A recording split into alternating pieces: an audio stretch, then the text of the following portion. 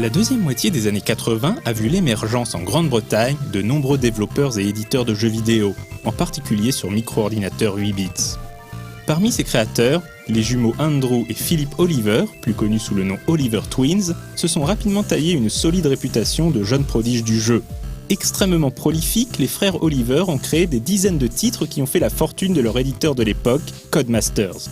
Mais la plus célèbre de leur création, devenue la quasi-mascotte de Codemasters, n'est autre que Dizzy.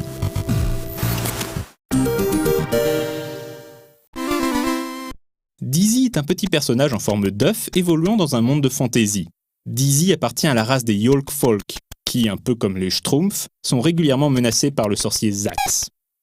Alors que commence sa première aventure, Dizzy s'égare dans une sombre forêt. Lui, qui était simplement parti cueillir des baies, va donc se retrouver à lutter pour sa survie, et finira par affronter Zax qui comptait transformer le petit héros en ingrédient pour sa dernière potion.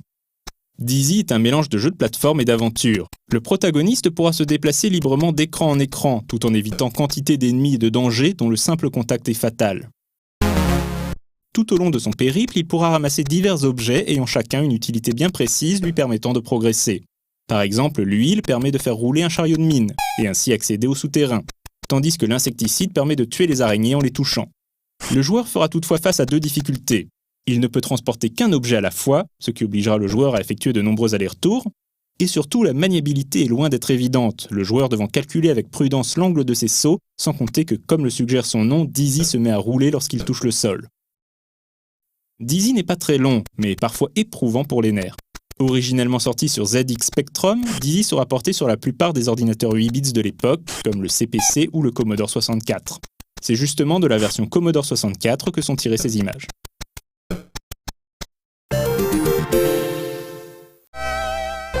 Les frères Oliver n'avaient initialement pas prévu de donner de suite à Dizzy, mais le courrier de joueurs enthousiastes les encourage à mettre en chantier Treasure Island Dizzy, qui sortira en 1987.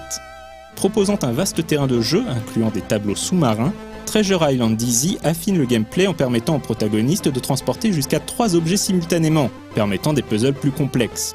C'est aussi l'un des jeux Dizzy les plus difficiles, car le héros n'a en tout et pour tout qu'une seule vie.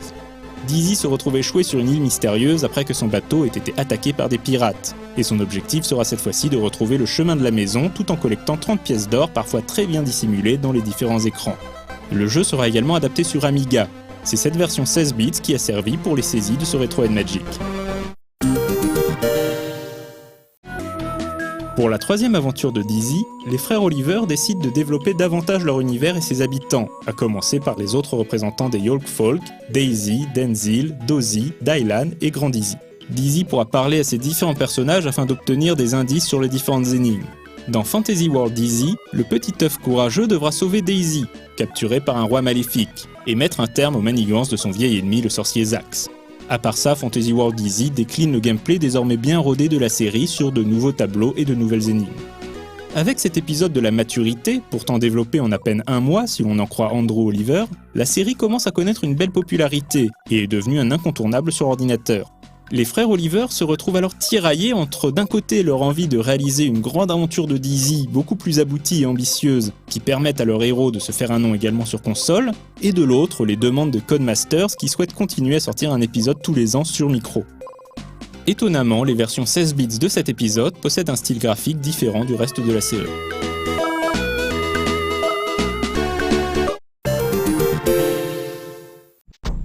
Magic Land Dizzy est le premier épisode que les frères Oliver ne développeront pas directement, se contentant d'en superviser la réalisation qui sera confiée au designer Neil Vincent et au studio de développement Big Red Software. Dans cet épisode, le sorcier Zax a lancé une malédiction sur les Yolk Folk et les a transportés dans un autre monde inspiré des contes et légendes. Dizzy va donc devoir sauver son peuple et trouver comment les ramener dans leur univers d'origine. Dizzy est à présent doté d'une barre de vie et ne meurt plus instantanément au moindre contact dangereux, ce qui est quand même appréciable et évite beaucoup de frustration, même si l'aventure reste difficile en raison de la maniabilité rigide du protagoniste.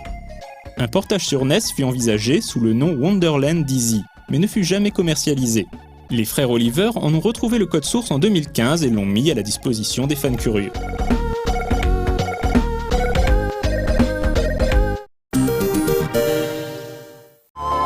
En 1990, Big Red Software réalise son deuxième jeu Dizzy. Le pitch de Spellbound Dizzy ne transpire pas l'originalité, puisque les Yolkfolk y ont à nouveau été transportés dans un monde hostile. Cette fois-ci, c'est Dizzy lui-même qui a commis la gaffe en lisant à voix haute une page du grimoire de son ami le magicien Théodore. En apparence très similaire à ses prédécesseurs, les versions 8 bits créent toutefois la controverse auprès des fans, car Dizzy peut désormais se blesser lorsqu'il chute d'une hauteur trop élevée. Un choix de design d'autant plus mal accueilli qu'il survient dans un épisode bourré de tremplins et autres séquences de plateformes dans les nuages. Réalisant leur erreur, les développeurs corrigeront cet écueil dans les versions 16 bits. Les frères Oliver estimeront par la suite qu'un autre défaut de Spellbound Dizzy était sa longueur. Avec près de 110 tableaux à explorer, davantage que Dizzy 3 et 4 réunis, le jeu finissait en effet par lasser les joueurs.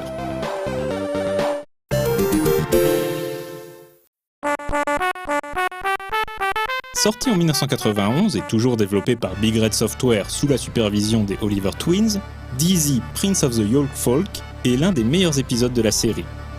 L'ambiance charmante qui se dégage de son univers, ainsi que la qualité de ses énigmes et de sa construction, ont sans doute contribué à sa renommée. Les fondamentaux du gameplay cependant restent les mêmes que dans Magic Land Dizzy. Le jeu est plus court que l'épisode précédent, mais les situations sont beaucoup plus mémorables. On retrouve donc Dizzy qui doit cette fois-ci affronter Rockwart le troll qui a jeté un sort sur Daisy, la plongeant dans un sommeil de 100 ans.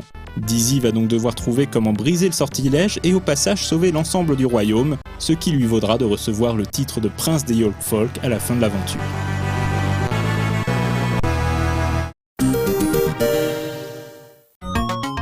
Pendant ce temps, les frères Oliver sont au travail sur Fantastic Dizzy, également connu sous le titre The Fantastic Adventures of Dizzy dans sa version NES. Conçu pour imposer Dizzy auprès des joueurs consoles, en particulier sur NES et Mega Drive, il s'agit de leur jeu le plus ambitieux, une sorte de quintessence de l'expérience offerte par la série. On y retrouve un monde vaste, les Yolkfolk, le sorcier Zax en antagoniste, de multiples énigmes, des musiques entraînantes et une maniabilité plus souple que sur micro. Plutôt qu'une succession d'écrans fixes, les tableaux de Fantastic Dizzy peuvent désormais scroller horizontalement. Les deux frères ont également incorporé des effets météo et même un cycle jour-nuit afin d'ajouter de la variété, et les multiples mini-jeux du magicien Théodore permettent de gagner des vies supplémentaires. Au vu de ses qualités, peut-être que Fantastic Dizzy aurait pu être un hit et un incontournable sur console. Malheureusement, des problèmes juridiques opposant Codemasters et Nintendo, liés à la commercialisation par Codemasters de sa plateforme de triche Game Genie, empêcheront la sortie du jeu à temps pour la période de Noël 1990. Un retard qui s'avérera fatal pour les ventes, aux grand dames des frères Oliver et surtout de Codemasters, qui plaçaient beaucoup d'espoir dans le titre. Le jeu sortira également sur Amiga, Amiga CD32 et PC sous DOS, pour le plus grand plaisir des fans de Dizzy qui y trouvèrent l'apothéose de la série. Mais pour ses créateurs, la sortie de Fantastic Dizzy laissera un goût amer.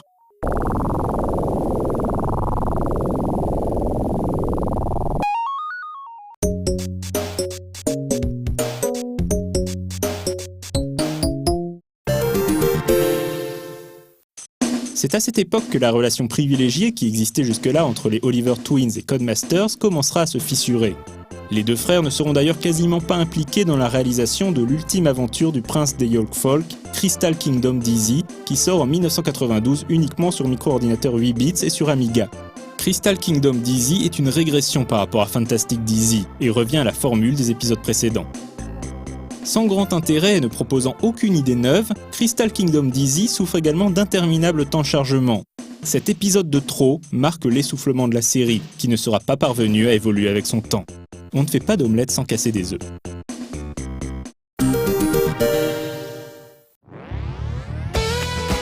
En sommeil depuis plus de 20 ans, Dizzy a refait parler de lui par 2 fois au cours des dernières années. En 2011 déjà, pour marquer le 20e anniversaire de l'un des épisodes les plus populaires de la série, Dizzy Prince of the Yolkfolk, Codemasters en a réalisé un remake sur téléphones et tablettes. Quant aux frères Oliver, ils sont toujours très actifs dans le milieu du jeu vidéo britannique. En 2014, ils ont cherché à imiter d'autres légendes de l'industrie en tentant de faire financer le grand retour de Dizzy via Kickstarter. La campagne s'est toutefois soldée par un échec. Certains héros sont condamnés à rester des reliques du passé, et c'est peut-être pour le mieux.